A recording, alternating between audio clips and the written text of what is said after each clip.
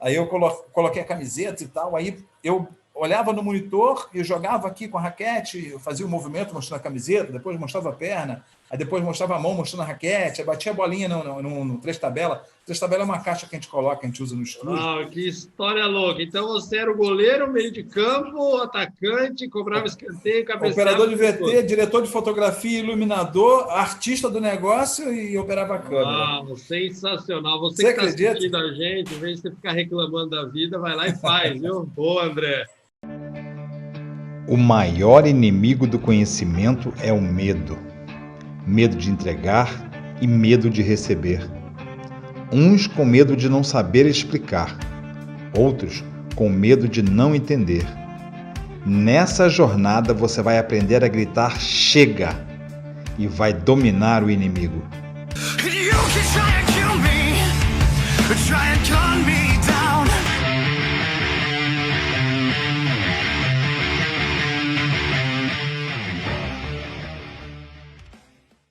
Hoje eu tenho a honra de receber um cineasta premiado, um cara que viajou pelo mundo. Ele vai contar um pouco da história dele hoje. André Fulli, um amigo, irmão, enfim, é um prazer ter você aqui.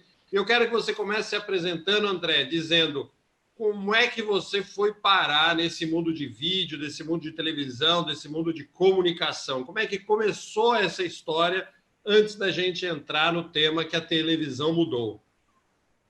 Ih, rapaz, essa história faz um tempinho já, viu? Televisão na minha vida, na verdade, é uma coisa... Você acredita que é uma coisa meio de berço, meio de família? Muito legal. Vem de família? Muito obrigado pela sua oportunidade de estar aqui, muito orgulho de estar aqui no Plano é Fazer, um programa que eu vi acontecer, está aí hoje todo dia ocupando nossas telas, trazendo aqui papos bem interessantes com pessoas bem legais. Estou feliz, muito obrigado. Então, para quem não conhece, eu sou André Fulli, prazer em estar aqui com vocês. Eu sou um profissional de televisão de alguns anos de experiência aí, mas que sou sempre um eterno aluno, estou todo dia aprendendo. A minha mãe, lá atrás, Dona Cristina, que Deus a tenha, morando com o Papai do Céu agora, ela trabalhou na Globo. Há muito tempo, quando eu era garoto, na Globo tinha, não sei se ainda tem, um negócio de a claque, onde aquelas pessoas ficam batendo palma. Pronto, era lá que ela ia lá poder assistir os artistas, assistir os programas, bater palma. Ela trabalhava, era um trabalho isso aí. Minha mãe era uma pessoa muito simples, muito humilde. E eu acho que isso aí ficou no meu subconsciente, porque assim, a minha ideia é que assim, eu tinha um tio que trabalhava junto com a minha mãe nessas histórias aí, e era muito legal. Esse meu tio, todos os amigos dele eram pessoas ligadas à televisão pelo fato de trabalharem trabalhar na Globo e tal. Então, quando tinha festa final de semana, que as pessoas iam em casa, e os amigos dele, cameraman, outra, não sei o quê, meu tio era motorista da Kombi da Globo. Então, assim, eu achava legal aquele negócio. Eu falei, nossa, o cara é cameraman, olha que legal. Então, aquilo ficou assim, no meu subconsciente. Só que depois eu cresci, né? Fui morar em outros lugares, a minha mãe parou de trabalhar com isso e tal. E, de verdade, não foi uma coisa que eu procurei, que eu busquei. Aí, anos depois, eu trabalhando em hotelaria, que não tinha nada a ver, estava fazendo hotelaria, trabalhava naquele Royal Palm Plaza, lá em Campinas, no interior de São Paulo. Você que é daquela região lá? Vai hotel. Então, lá no Royal Palm Plaza. Aí, o Royal Palm Plaza é um hotel 5 estrelas e tal. E lá tinha muitas reuniões, muitas empresas que iam lá fazer as suas convenções. E tinha aqueles caras que locavam os equipamentos, aí ficava lá projetor de filme, e câmera, e captação, aquele negócio, e comecei a me identificar com aquilo, sem nem lembrar da história da minha mãe lá atrás. Eu fiz tanta amizade com um daqueles produtores que faziam esse trabalho de locação de equipamento lá, que um dia o cara me chamou para trabalhar com ele. Na mesma hora, eu achei interessante a proposta e fui conhecer a produtora do cara. Enfim, tem uma outra história por trás disso, mas é meio longa.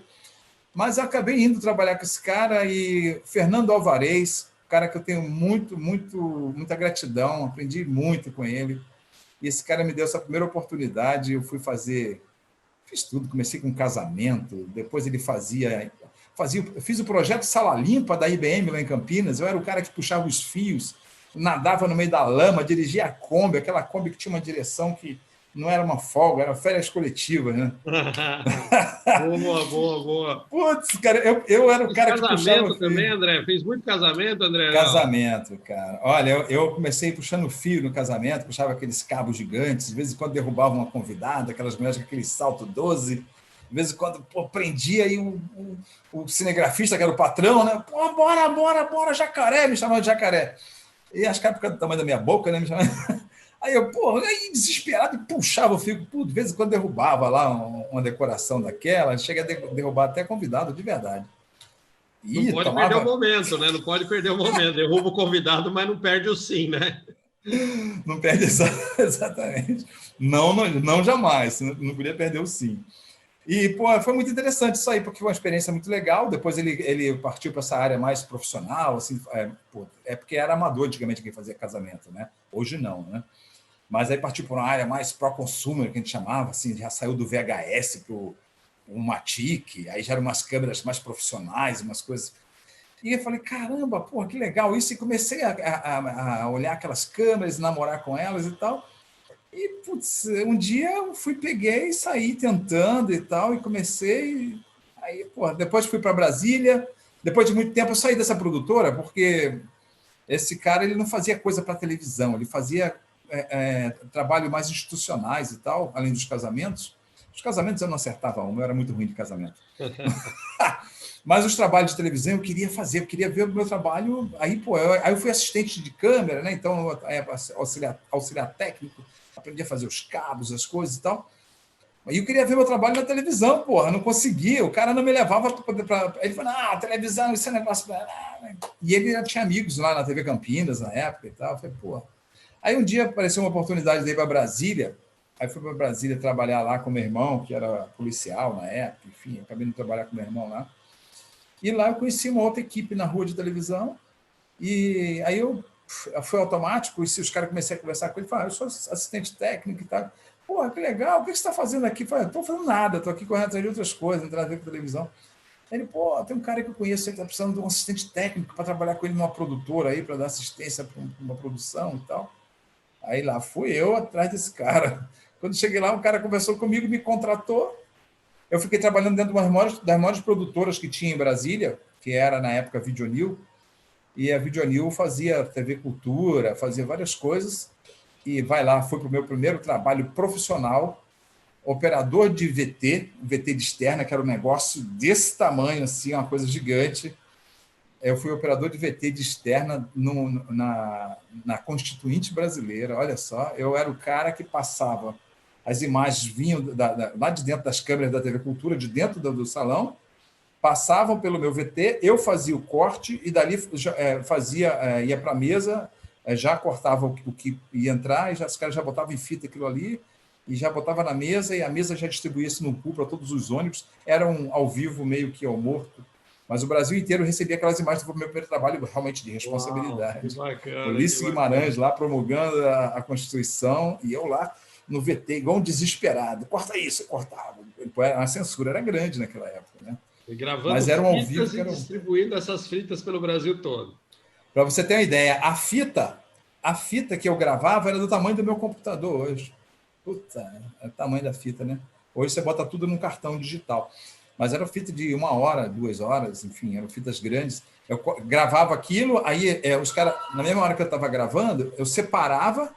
Aí os caras sabiam que já tinha naquela, era marcada, e já pegava outra, botava no lugar, e aquela lá eles já mandavam uma para o ônibus, que não era para mandar, eles já separavam. Os caras eram muito espertos. Eles tiravam a fita. Quando começava um assunto que não era para entrar em pool, eles tiravam a fita e separavam. Enfim. Faz muito tempo isso, não lembro exatamente como funcionou. Faz pouco tempo. Então, o programa ao vivo, o cara gravava, fazia um corte, gravava numa fita que entrava num ônibus para ir para o lugar... quase ali, né? Hoje é mais ou menos igual, né, André? Hoje é mais ou menos igual, né? Os caras salvam no HD, apertam o enviar e chega lá para os caras em 3 segundos, né? Hoje a gente usa um esquema muito mais eficiente, né? Porque com o evento da internet, a gente acabou fazendo isso aí, podemos dizer assim, com a mão para trás. Hoje é muito rápido. A gente faz um pool de... Depois eu vou te explicar sobre isso, mas a gente faz um pool de televisão hoje. A partir de Portugal, Estados Unidos, Norte e Sul, Brasil, Norte e Sul, Angola, tudo isso aí a gente faz em questão de segundos. Uau, uau. Hoje com o streaming, cara. Depois a gente vai conversar sobre isso. Vamos falar sobre o poder do streaming. E depois de Brasília, para onde você foi? Foi para alguma outra TV, não? Em Brasília eu fui meio canalha, eu fui fura-greve. Foi assim, eu queria trabalhar em televisão de todo jeito, né? Já estava dentro do negócio, queria ver meu trabalho na televisão. Então eu tinha aprendido a operar câmera nessa produtora que eu estava, só que ainda era uma produtora que fazia uns comerciais, umas coisas, uns bingos, negócio lá, e alguns comerciaizinhos. Daí, um dia, teve uma greve mesmo de televisão em Brasília, e o pessoal estava matando o equipamento no meio da rua, colocando cola dentro e tal. Isso lá em 89, 88, 89. E, enfim, a nossa produtora foi contratada para ir suprir, gerar uma equipe dentro da TV Bandeirantes. E aí eu fui de operador de VT na época. Enfim, aí depois dali comecei a trabalhar como cameraman mesmo, fazendo freelance para algumas televisões, para a própria TV Cultura. E daí disparei, não parei mais. Fui para a Rede Manchete, antigamente a Rede Manchete, que era a TV Brasília, lá em Brasília ainda era dos diários associados, olha só, do meu grande ídolo, Assis Chateaubriand, que é uma pessoa que eu tenho uma imensa admiração pela história deles. E é isso, meu irmão. Trabalhou depois, então na Band e na Manchete dessas maiores aí. Na época, né? E depois eu mudei para o Nordeste. Na verdade, eu estava muito cansado desse estresse. Brasília era meio que estressante e fazer televisão lá era uma coisa muito de correria e tal. E eu queria novidade, eu queria turismo, eu queria fazer coisa bonita. Eu estava cansado de política, de toda hora estar dentro de congresso e tal. E eu acabei indo tirar férias no Nordeste. E nessas minhas férias eu encontrei lá com o pessoal que eu já conversava com eles. Em televisão tem um negócio muito legal, não sei se ainda tem, mas tinha, hoje não tem mais com a internet, mas tinha na minha época, que era um microfone que ficava aqui, do lado do diretor de TV, e no controle master, né?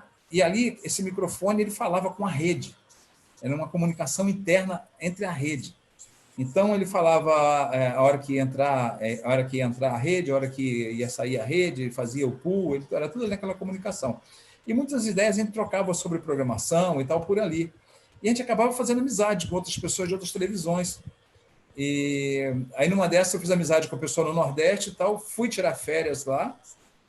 E nessa de tirar férias no Nordeste, eu acabei indo lá conhecer o pessoal da TV, que era a TV Manchete na época. E, putz, os caras me encheram a paciência para tirar férias de um cara que tinha lá. Eu tirei as férias do cara, trabalhava 6 horas e 6 horas ia para a praia. Porque o sol lá ia tentar no verãozão. Aí ganhei o dinheiro, paguei minhas férias tudo sossegado, fui para a praia muito, fiquei lá um mês. Na hora de voltar para Brasília, não me deixaram voltar. Me contrataram ganhando mais do que eu trabalhava, mais do que eu ganhava em Brasília. E, enfim, fiquei 10 anos nessa história. 10 anos no Nordeste, as férias duraram 10 anos. Quase 10 anos, 9 anos praticamente, 9 anos e pouco, praticamente 10 anos no Nordeste, em Natal. E foi muito interessante, porque eu conheci muita gente boa, fiz muitos amigos, e de lá realmente a minha carreira em televisão deslanchou, porque lá eu virei cameraman de jornalismo de fato, então devo muito isso às pessoas que trabalharam comigo lá, que aprendi muito, tenho grandes amigos até hoje. Enfim... Aí fiquei esse tempo lá, depois acabei voltando para São Paulo, daí fui enfrentar o mercado, aí vieram as produtoras freelance, até que eu cheguei na GW Produção. Aliás, minto, antes disso eu trabalhei na universidade, na Uniban, na antiga Uniban, né? Que hoje é a Anhanguera Educacional. Eu trabalhava lá no laboratório de televisão, e veja só, o laboratório de televisão é uma produtora muito bem estruturada lá dentro, que produzia programas bem interessantes, e esses programas iam para o canal universitário. E foi lá, inclusive, que eu conheci a minha esposa, que era aluna, e eu fui lá e catei a aluna, virou minha namorada, fazíamos trabalhos legais. Você não era professor, então perdi o emprego, né? Então, eu não era professor, apesar de assim como eu trabalhava no laboratório de televisão, todos os alunos, as turmas, quando terminavam o curso, tinham trabalho de conclusão de curso, o TCC. E o TCC vinha para a minha mão, para poder acompanhar. Então, qual que era o meu trabalho? É pegar o grupo, de jornalismo ou de publicidade e propaganda e executar com eles. Eu era o tesoura, eu era o cara que cortava tudo. O cara vinha com um projeto de cinema, queria fazer um longa-metragem. Eu falava, olha, filme de Oscar, né? Eu falava, cara, a gente tem aquela câmera ali, aquele pau de fogo. O pau de fogo é uma luz de jornalismo que ia atrás da câmera e tal, e um microfone, cara. Você quer fazer o quê? O que a gente pode fazer com aquilo ali que está dentro do seu projeto? Aí o cara botava a mão na cabeça, pô, mas não me falaram isso. Assim, olha, isso aqui não dá, corta. Pois me odiavam. Mas no final choravam junto comigo de felicidade, porque eu, como já tinha esse conhecimento, essa prática, e inclusive alguns alunos trabalharam comigo, são meus amigos até hoje, são jornalistas, estão aí no mercado, jornalistas de ponta mesmo, estão no mercado até hoje, no mercado de televisão. Mas é bem interessante disso daí, é que no final fazia o trabalho de conclusão de curso com uma câmera, fazia com um pau de fogo, usava até farol do carro para iluminar, ia para a rua, fazia entrevista à noite, fazia milhares de coisas loucas, e esse negócio ia para aquela banca de professores no final, e os caras que trabalhavam, os caras que faziam jornalismo e publicidade e propaganda, modéstia à parte, sempre passavam com nota máxima, sempre eram aplaudidos de pé, me homenageavam, inclusive, gostavam muito, e muitos deles são meus amigos até hoje, são grandes jornalistas, se você procurar aí, tem Rosana Cardim, mora em Nova York hoje, faz um programa lá, New York to You, minha amiga, André Martins, é diretor de cinema no Brasil, isso tem Antena, o Antenor, que é um dos grandes youtubers hoje e é um cara formador de opinião lá no Brasil, tem muitos, cara. Trabalhei com o Zanello Marques, que é um cara que veio de rádio, foi da rede da Bandeirantes muitos anos, Rádio Bandeirantes, trabalhei com esse povo todo. Muito legal. Mas a melhor coisa que você conseguiu na Uniban foi a esposa. Isso foi fantástico, porque meus filhos, é minha companheira, minha amiga, minha sócia, minha diretora. Eu falo para ela, se não fosse ela na minha vida, esquece. Acho que eu estaria, sei lá onde eu estaria, jogado no mundo aí. Bom demais, bom demais. Muito bom. E, André, como é que você seguiu essa paixão aí? Te conheci nos Estados Unidos, né? Para quem ainda não sabe onde a gente se conheceu, né? A gente se conheceu nos Estados Unidos. Daqui a pouco você conta onde é que a gente está morando. A gente se conheceu nos Estados Unidos, num evento que a gente fez lá muito bacana, e você fez um trabalho espetacular cobrindo o evento, enfim, fazendo aí um trabalho bem bacana. E eu vi lá que você tinha uma paixão por produzir vídeo, por produzir imagem, por ensinar os outros a produzirem vídeo, né? Acho que talvez isso que veio da universidade, você talvez deve ter tido muito aprendizado lá. E eu sei que você lançou um projeto social muito bacana que chama Escola do Repórter, onde você leva uma profissão para pessoas que não têm condições, né? Você entrega uma nova profissão para alguém. Explica um pouquinho aí como é que surgiu essa paixão aí de sair da televisão para começar a fazer vídeos comerciais, começar a trabalhar como um produtor independente, vamos dizer assim, e também esse desejo de ensinar outras pessoas. Então, eu acho que pelo fato de eu ter tido muita dificuldade para chegar a colocar a mão no equipamento e aprender de verdade, eu não gosto de entrar em detalhes, porque isso aí eu falo que é ficar aqui com um chororô. Mas eu tive pessoas boas que me ajudaram, mas eu tive muitas pessoas que também tinham ciúmes da minha vontade de querer aprender. E isso aí me prejudicou bastante. Tive muita puxada de tapete, como todo mundo, mas e tive muitas pessoas que não deixavam eu nem chegar perto do equipamento. Eu era o assistente técnico, o cara que limpava o equipamento, e o operador de câmera não deixava nem eu chegar perto. Para eu pegar na câmera para gravar de verdade a primeira vez, eu vou contar essa para vocês, essa você tem que saber.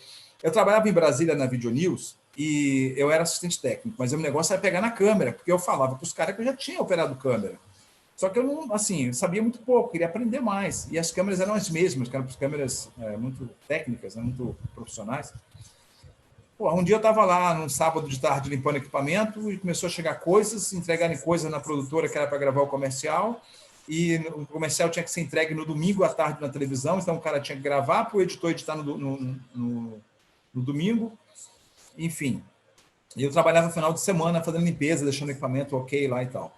No sábado, esse equipamento ele estava sendo limpo e tal, eu estava limpando câmera, tentava dar uma olhada na câmera, ligava e tal, né, sozinho, né?